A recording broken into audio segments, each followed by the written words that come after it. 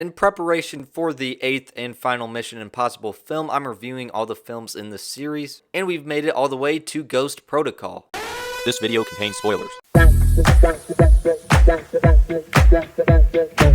Before I hop into the review, keep in mind this is just my opinion. Share what you think about the movie in the comment section down below, and without any further ado, let's hop right into it.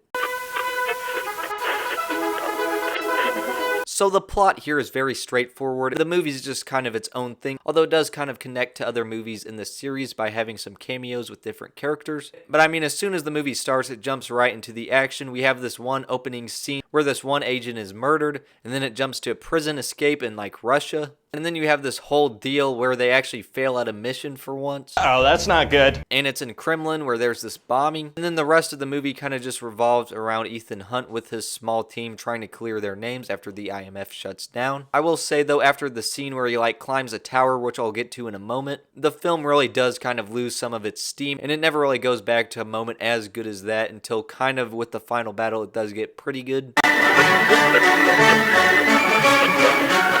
So basically, like the other Mission Impossible films, throughout the movie you have a bunch of different fighting with vehicles, guns, fists, pretty much every cool thing you can think of. And I do think there is some interesting technology that they use in this movie. And so stuff like that just always makes these types of action scenes seem way more interesting. But the highlight of this movie is obviously when Ethan is climbing the super tall building. And it's not like he's just climbing the tall building. The film keeps doing stuff to build tension in that scene. So it really just keeps building the tension up in a way that's just remarkable. Obviously, there's a lot of stunt work in here, especially with Tom Cruise, and it's just very impressive. And even though, as I said, the movie does lose its steam, I think when you get to the final battle where it's like in this car garage, it is a very underrated sequence that just kind of gets overshadowed by the scene where he's climbing the tower.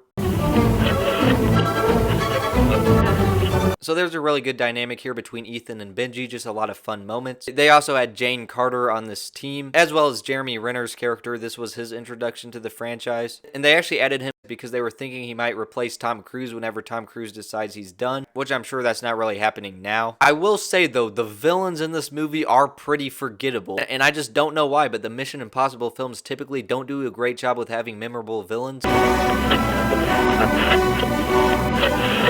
It's a very good looking film. Of course, you had Brad Bird directing this, with it actually being his first live action movie. And as I was saying, there's a lot of practical stunt work, so not really too much CGI. So it's not like I have a ton of stuff to complain about in terms of that. Although obviously when they were doing the missile like towards the end of the movie, that was clearly CGI. And even for 2011, I thought that did look a little bit not great. So of course all the films have the Mission Impossible theme, but then they also had Michael Giacchino doing the score for this. And overall, I mean, it was pretty good. So at the end of the day, I don't really have much of an opinion on this film. It's just pretty good. Hey, that's pretty good. It's not like one of my favorite movies of all time, but it definitely is very good at what it's going for. Obviously, there is some room for improvement. Like, the villains weren't too memorable, but in terms of the action, it just does all that stuff very well. And I think the performances in here were great. So overall, on the quality scale of 0 to 100, I'll give it an 84%. And I would definitely recommend this film if it sounds interesting to you. If you've seen it, let me know what you think about it in the comment section down below. As always, thank you guys so much for watching, and I'll see you guys in the next one.